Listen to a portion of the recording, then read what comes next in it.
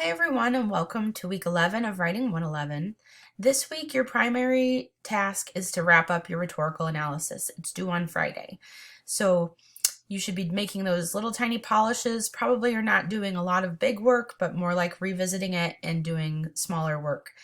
I really enjoyed reading the summaries of your peer reviews, and it sounds like you all did a great job helping one another. I really appreciate that. That's a tool I want you to take forward with you as writers. Seeking readers helps you to move your draft forward. That's a practice you should be embedding inside of all the writing that you do. We are also starting to move forward towards our next module, which is a research essay.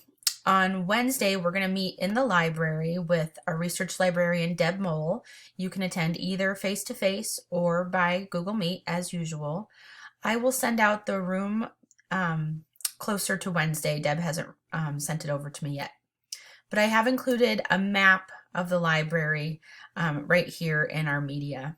I've also included a chapter on research and argumentation that will inform the research paper, so please read it carefully.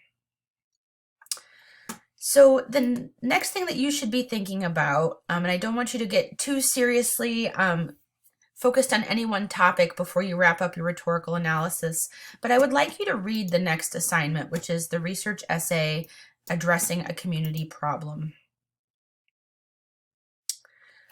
So I'm asking you to choose a problem facing your local community and write a 3 to 4 page essay that doesn't include the title page, the abstract, the references, or the reflection, in which you identify a problem, offer context, pose a research-based solution. You should have at least 4 APA-style references. At least 2 of them should be local. So I've included some topics that students have found meaningful to work on in the past, but the options are limitless.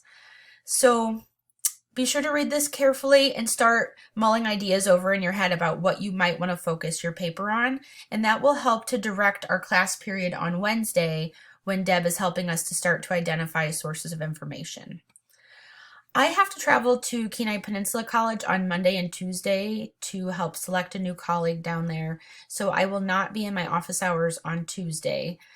If you have questions, please email me and I can probably squeeze in some time to address your questions. Take care, everyone, and good luck on your rhetorical analysis.